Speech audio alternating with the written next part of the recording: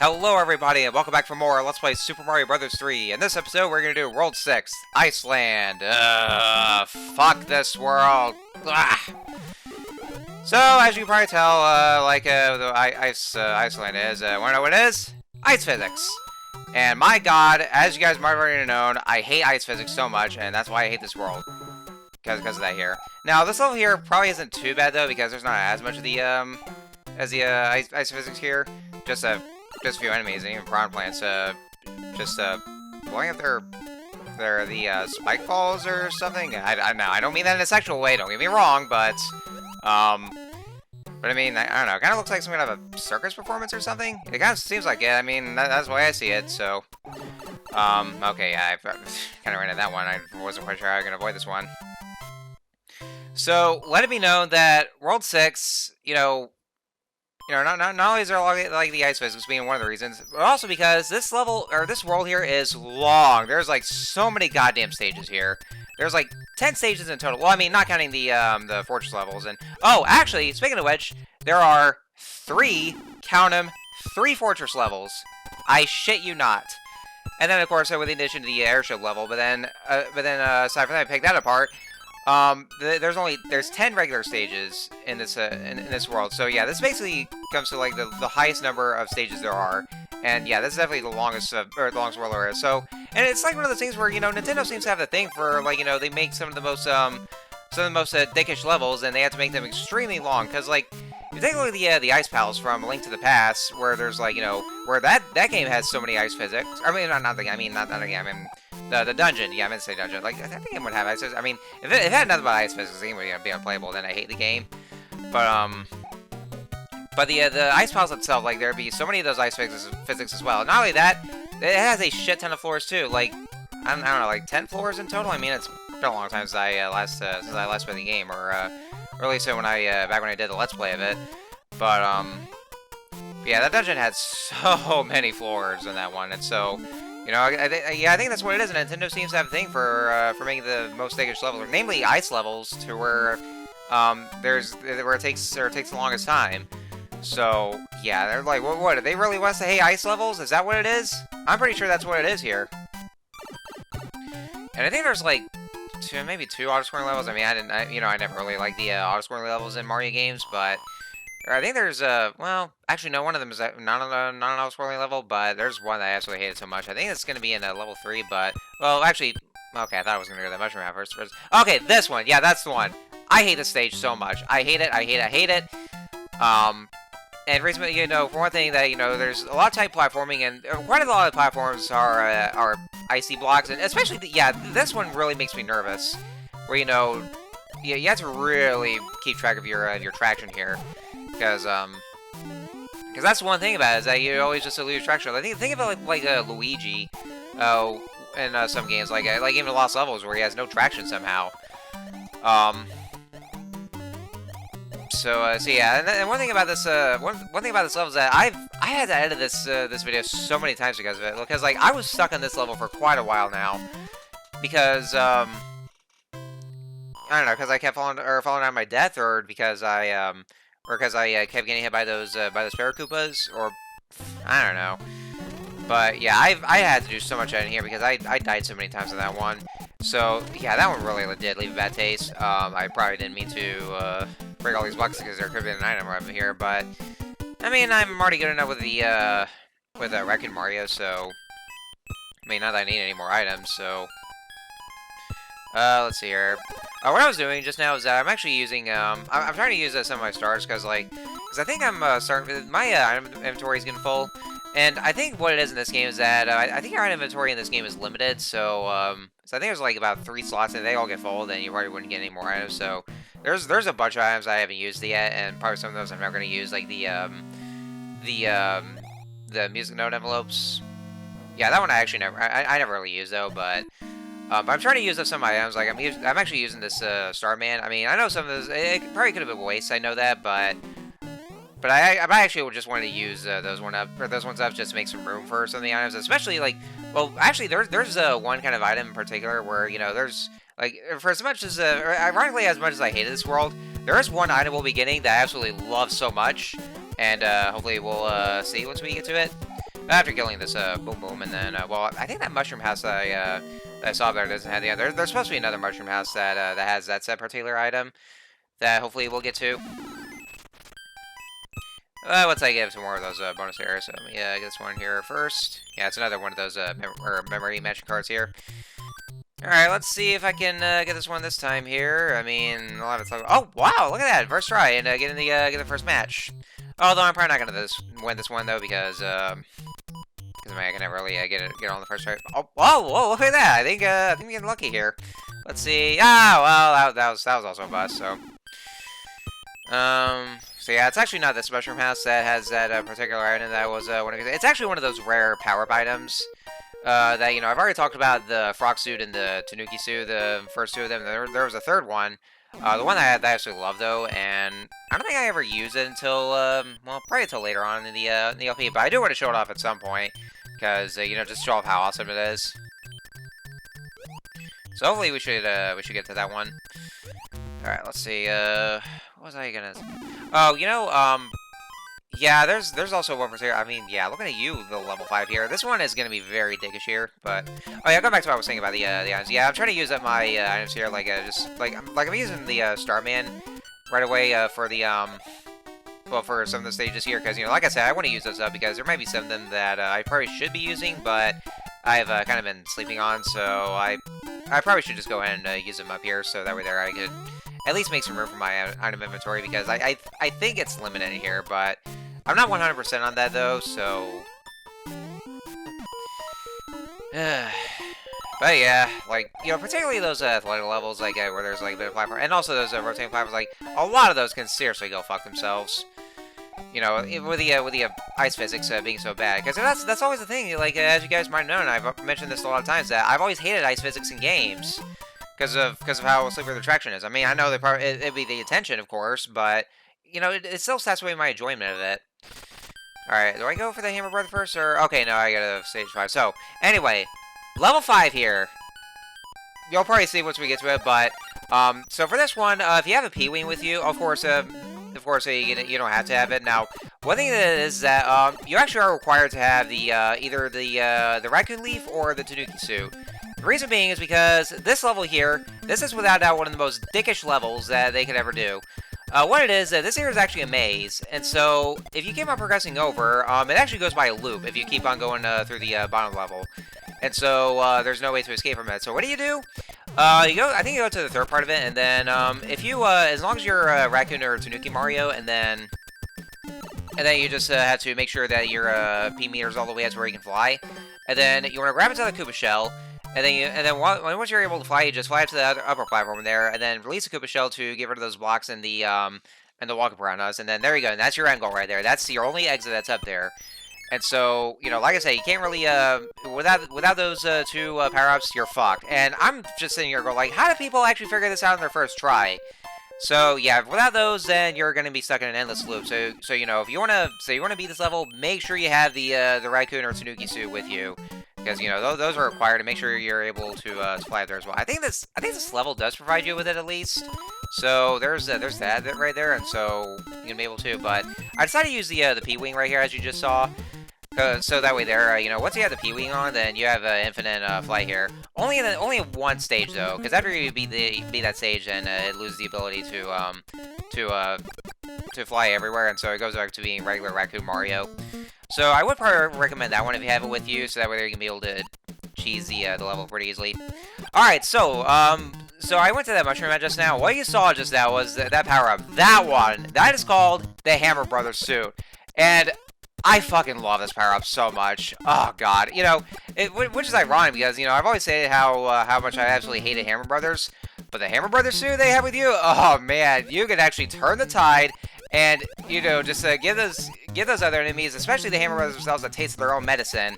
Because, like, with the Hammer Brothers suit on, you can actually be able to throw hammers and, you know...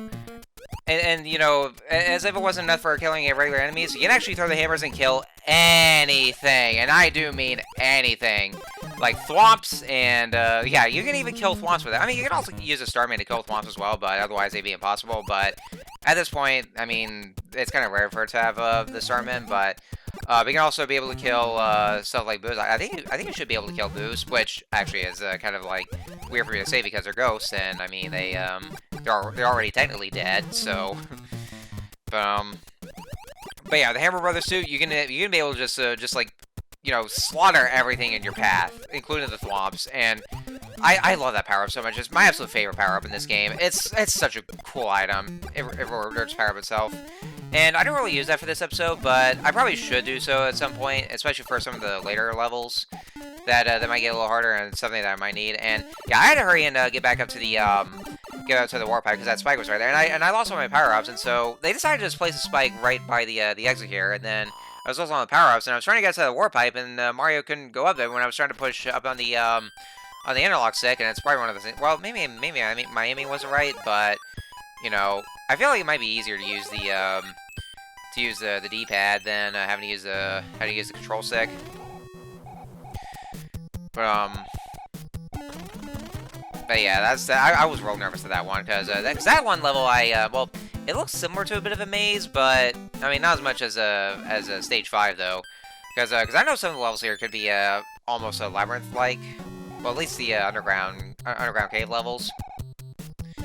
But I also ended up taking a lot of time as well because I kept dying a lot, and so I had to use the power of editing to get all those out. But I was real nervous at that section where that spike trying to go up to the warp pipe because I really wanted to beat that stage because I lost all my patience and nearly lost my sanity from having spent so much time in that underground camera. And I just like, come on, I want to beat this game already. Like, get up that goddamn warp pipe. Yeah. Anyway, so stage 7. Oh, okay, yeah, this is another level I also don't like. I think, well, I don't know how long I spent there. I mean, if I actually did do a lot of editing. I mean, I can't exactly remember, but yeah, it's another auto-scrolling level where you just stand on top of those donut platforms that would have collapsed down if you stand there too long. And also, yeah, careful of that fire chomp that's right there.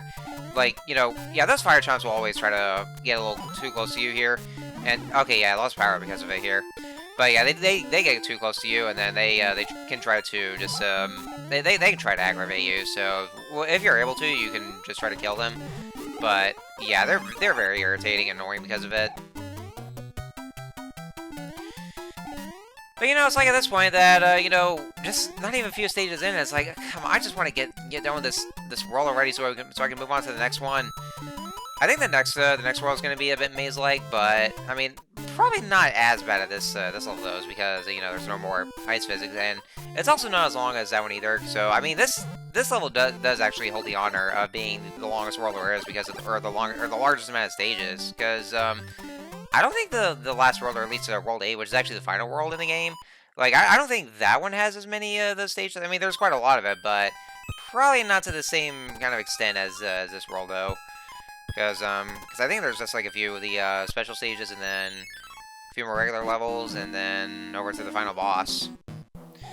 Alright, so this is Fortress number 3. Yeah, see, I kid you not. There's like 3 Fortress levels here. Like, what the hell? And this one you want to be careful for because, there's the horizontal thwomps that will come right at you, and so, actually, I think I probably should have used the Hammer Brothers here for this one, though, but I think I just gonna give it a benefit of the doubt and just go through there anyway, but, I really do gotta show off the Hammer Brothers suit at some point, just to show you how awesome it is. Maybe one of the later Fortress levels, like, probably the next world, because I'm pretty sure that, the other Fortress levels are gonna be a little harder. And yeah, it's all ice blocks, so yeah, just, nothing but ice physics right here. Oh, wait, you know what? That's right. I was completely wrong. This is Fortress number 2, not number 3. If it was number 3, then this video would be over. Because I just saw my video feed there, and then I saw we're not even anywhere near close to the end of the video. So therefore, we're not at Fortress number 3. So yeah, I had a brain power moment there. Actually, fun fact here, guys. While I was recording this, I actually died to this boom boom. You don't get to see it though because I edited that one out. But yeah, when I was recording this, I actually went and I just died to Boom Boom. And yeah, it's not the fault of my own though. It's because of those damn ice physics. So yeah, your ice physics, they actually do affect your gameplay because of it. So you have to be real super careful about all that there. Because otherwise, I mean, it shouldn't be possible actually to die to Boom Boom because it's relatively easy. Alright, so this is one of those strange levels where, you know, there's no ice at all. It's just a regular grassland level. So that was absolutely weird here. Like, it's supposed to be a nice themed level, and so they just decided to just slap this level here where there's no ice physics at all. As that makes no sense and has no life, and it just like, you know, has nothing to do with the theme of the level itself. But maybe the crystal blocks is a close thing, but well, you know, since I got tired of ice physics, then I probably shouldn't be complaining so much, because, you know, at least this is considered to be a breather level. Oh, by the way, folks, that block formation, it's forming the letter H. So, yeah. Just think about the letter H for a sec right there. Oh, jeez. Oh, and also, I get this next one up here. So, take a closer look at my stats right here. World 6, 66 lives. 6, 6, and 6. Oh no. Oh, jeez. Oh, no. I think the nerd was right. The nerd was right. This game is satanic. And now I'm being cursed by it, too. Oh, no. Well, actually, well, maybe not, though, because, you know, I mean, maybe it would have been even more so if I actually was playing this on the physical copy of this game and on the original NES hardware, but, I mean, you know, I don't have either of those, because, like, you know, because I don't think the, I don't think the original NES hardware could be played right now, because, I mean, you know, it's a very, very, very old console. And so, you know, since I'm only playing this on the Nintendo Switch Online, so I mean, I don't know if that would probably count those. So, but still, oh jeez, yeah, I never would I thought I actually have my own kind of kind of a hellish moment right there, because you know, it's kind of original for that as well, because you know, because I know I've referenced so many times with AVGN's review of this game, and you know, with all these those hell references, and now I see this right here that somehow that happened to me actually. I can't remember if that actually happened in his review though, because I know there were quite a lot of references, but I don't know if he ever came across that one though. But I did actually, so I don't know. Maybe if I were into him, I could probably just let him know about that. So, and then yeah, we can see how he reacts, but. Anyway, so I think this, yeah, we should be almost right here. Now, this one kind of stumped me here because I saw all these the block walls right here, and I thought that I might have reached a dead end for a second there. I'm like, no, there's no way, there's no way here. But there's also these crystal blocks, and I saw that I saw those buster beetles that are right there, and so they were trying to throw the blocks at me. And so like I took a second look, I was like, oh wait, no, I can actually just throw those crystal blocks right here. If it actually was a dead end, then yeah, this game would have been unplayable. And, you know, I think Lost Levels is pretty dickish about that, too, with her, with those invisible blocks that you just discovered there. Which, of course, there's no way, there's absolutely no way that, that people actually figure that out on their first try. There's actually one gimmick about this level here. You see all these Nipper piranhas, and also the coins encased in ice. If you use the fireball or the fireflower on them, then they'll actually melt instantaneously, and then they'll just come to life, and so you can be able to get the coins or just or rejuvenate the those nippers right there. But that also means that you have to just try to avoid them, so you want to be careful of that as well. All right, so this here is Fortress number 3, and this one's got a couple of traps, like, you know, you get those two nuclear waffles just rotating around at the same time. And also, there's going to be lots and lots of stretches here. So, yeah, you want to avoid that here. You actually can still stay on top of them. Just make sure you don't touch the boo that's on them as well. And if I can just get past that thwomp, yeah, those conveyor belts can be a bit of an issue as well, especially if you're trying to go under those thwomps. Alright, so, okay, yeah, I kind of saw that one coming. How was I going to be able to avoid that? Like, seriously, there's so many of the boos coming out of those bars, or at least the stretches themselves. And then the two nuclear waffles, and then there's those spikes on the floor. So yeah, how was I supposed to avoid that? I don't understand that one. All right, so boom boom number 3 in this fortress here. So yeah, it should be too hard. Like he doesn't have like just a special strategy. I mean, he just moves around faster, but kind of like the same as those earlier boom booms. And that's about it here. So. Anyway, this fortress is done, and so now we just go on to the next 2 stages. And you know, a lot of people were hoping that there wouldn't be any other levels, because if there was, I would have screamed. And I think for this one, yeah, I decided to go for the Tanuki suit because again, I didn't want to run out of space. All right, so next airship or the airship level, and this guy is a seal. Yep, a seal. And when I say seal, I mean like you know the actual animal. I'm not talking like seal as in the Pokemon, because or you know either be that or Dugong, but you know. But you know there is a Pokemon that's called Seal, or you know it's called a Seal Pokemon named Seal. Yeah, very creative, huh? So this airship right here, it's surprisingly not that difficult. I mean, there's a rotating they're rotating hex nuts. I think they kind of seem like hex nuts. That will just well, you know, you want to make sure you keep jumping on them because you know if you stay on them too long while they spin around, then then you'll be out of there, or you'll be thrown off it, and then you'll fall to your death. And then there's those the engine flamethrowers. Those are like the only traps that there are in this game. Just those. Like so there's no cannonballs, no bullet bills, or anything like that. So this is actually probably the easiest airship level that there is somehow, which is weird because you know because as dickish as this level or this world is, they actually made this airship level not that difficult here. You just gotta make sure your platforming is precise and just be careful with you know, just make sure you time your jumps right for those flamethrowers, and then there we go. You see, yeah, see that this is absolutely easy, and even the Koopaling himself is not that difficult either. So I think this one's let's see, there's actually two of the name similars. I think it's Lenny, or Lenny or Lemmy or something like that. Either one of those two. But yeah, all he does is that he's on his ball, and then he shoots the other ball here, or the other balls here, which actually can hurt you. But, you know, not as difficult, well, not even as difficult as Wendy. But then after that, then, yeah, so somehow it's actually not that hard. And, oh, this guy somehow looks like, Albert Einstein? Huh. So I guess Albert Einstein is also a king and a scientist or something. I don't know. Anyway, so that's the airship level design. We are done with this world, thank God. So yeah, I am well. Please retrieve the magic whistle hidden in the darkness at the end of the third world. Well, we can't go back to the third world. Yeah, because we can't even backtrack here somehow. Yeah, I should talk about the warp whistle, which actually does give warp zones, but we don't want to use that because it's a full playthrough. Actually, the warp whistle actually does sound like the magic whistle in Zelda 1, when you think about it. So nice reference there. So anyway, so next world, World 7. This is Pipeland, and oh boy, get ready for a lot of weed here jokes, ladies and gentlemen. Next time on Let's Play Super Mario Bros. 3, we're going to be doing World 7, so I will see you guys next time.